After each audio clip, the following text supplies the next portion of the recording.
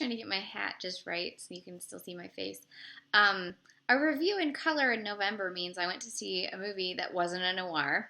Obviously, I haven't got to my noir for today. It's the weekend, so I'm going to watch my noir at night. But I went to go see a movie. It was a documentary called Gimme Danger. So obviously, it's about Iggy Pop and the Stooges. It was directed by Jim Jarmusch, and I really enjoyed it. At first, I was the only one there, and I was like, where's everybody else? And then eventually a handful of dudes came in, including a guy clearly on a date with his lady friend, and they had beer, and I was like, this is like 1 in the afternoon, and I'm like, you guys are living your best life right now. But anyways, back to the film.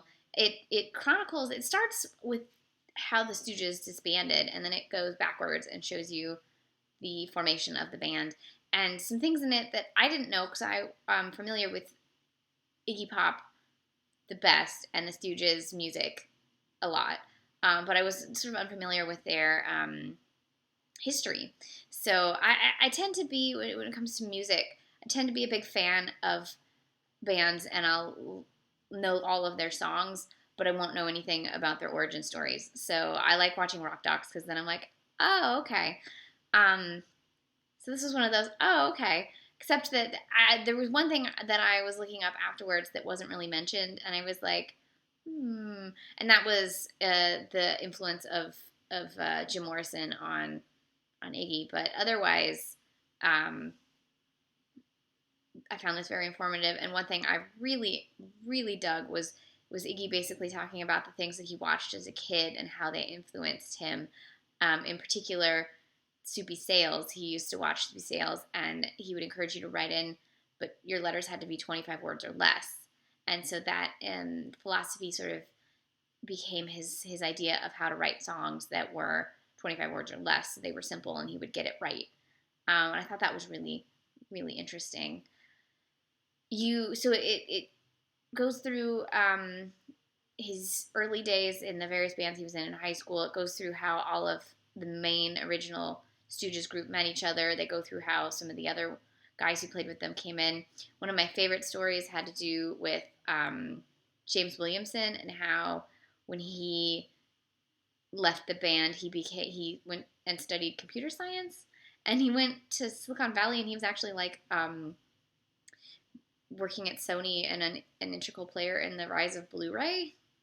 and like he was just like a blue collar like computer science worker for 30 years, and nobody in the office was like, wait a minute, you used to play music with Iggy Pop, like you did Kill City, like nobody asked this guy that, like how do you work with this guy for all that time and not talk about Iggy Pop? I don't know.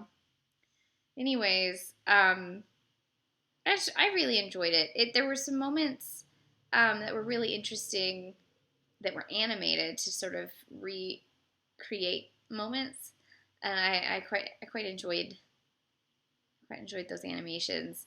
And I would watch Iggy Pop talk about anything always. He does impersonations of some of the people that he does. So he did his like best Andy Warhol impersonation, and I thought that was really good. And he said that Andy Warhol once told him that he should just sing what's in the newspaper, and I would buy an album that was just Iggy Pop singing the newspaper. So there's that. He's on my list of people that I would love to see. The Stooges, obviously I never got to see the Stooges. They finally completely have disbanded because the only people still alive are Iggy Pop and James Williamson. So I'll never get to see them. But I might get to see Iggy Pop. He's about to turn 70, which is just like, what? And Jim Jarmusch has 2 films out this year. He also has Patterson with, which is a narrative with Adam Driver. So I've seen almost all his films now. I'm missing that documentary he did. I think it's a concert video he did with Neil Young, and then this Patterson one. And then Jarmusch is one of those filmmakers that I love so much, and I've seen all their films, and I rewatch his films often because he's great. So one thing I think some people would notice about this film, if they're familiar with Jarmusch's oeuvre, is that it doesn't really have any of his sort of feeling to it, but I don't actually think, I'm not really sure how you could make a Jarmuschian documentary that feels like his narrative films. I don't think that would work in a documentary space. So this is sort of, it feels like pretty much any other rock doc that you would watch, but any other good rock doc that you would watch. And I don't necessarily think that's a bad thing. So, you know, I don't know. Our tourists want their, like, slow Jarmuschian documentary or something. I don't know. I've just seen some complaints where they're like, it's not Jarmusch enough. And I'm like, it's because it's about the Stooges. It's got to have way more just straight up energy than a Jarmusch would. I mean, just watch the Stooges perform and then ask that to be slow. I don't think so. Another thing I really liked was sort of the way Iggy talks about some of the things that inspired some of their sound. Growing up in Michigan, you've got a lot of manufacturing, so an industrial. There's all that industrial sound, and a lot of that came there. And so he also has 2 lines that I think are great, and that was music is life, and life isn't a business. Sort of explains why he's sort of anti-business in terms of his music. And 2, he's talking about how he doesn't want to be lumped in with punk or glam rock or any other kind of rock or any other genre. He goes through a bunch because he just wants to be. He just wants to be who he is. And as an artist, he's definitely very unclassifiable. He's goes all over the place with his style.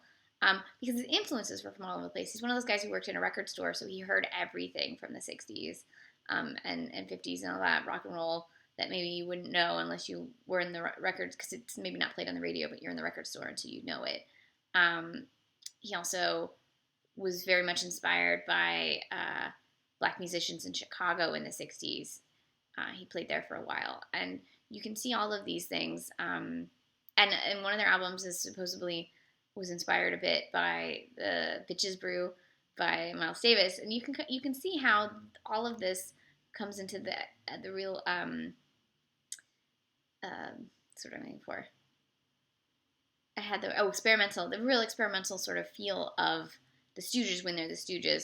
Now the film does not cover when Iggy went off and did those albums with Bowie or any of that. It doesn't really cover any of their solo stuff. It really jumps from when they disbanded to when they got back together in 2003, I think it was, for Coachella. So that's, you're not, if you're wanting more on Iggy, this is not the documentary for you. Which also reminded me that many years ago, Elijah Wood was supposed to play Iggy Pop in a document or in a biopic called The Passenger, and then I was looking it up, and it just has stalled. It's not happening anymore, and I'm like, I really wanted to see this, but it was supposed to be younger him, so Elijah Wood's too old now. Not that Elijah Wood's old, but like you have to be like 20 to do that age Iggy Pop, so maybe that'll still happen. I don't know. This is good. It's released by Amazon Studios and Magnolia Pictures, and it's in theaters right now, and it'll probably be streaming shortly, since those are both streaming services. And you should watch it if you are an Iggy Pop and or Stooges fan, because it's great. And also, if you're not an Iggy Pop and or Stooges fan, I don't know, something's wrong with you. And one thing I've discovered, having moved many times in the last 10 years, is that the best music for packing up your house, this is the last piece of gem, this is the last gem I want you to take from this video, is that if you are moving and you need some music to help you pack up your house and clean things, Iggy Pop and or the Stooges is the best music for that. It really, really is. Trust me, I've done it many times. I'm an expert.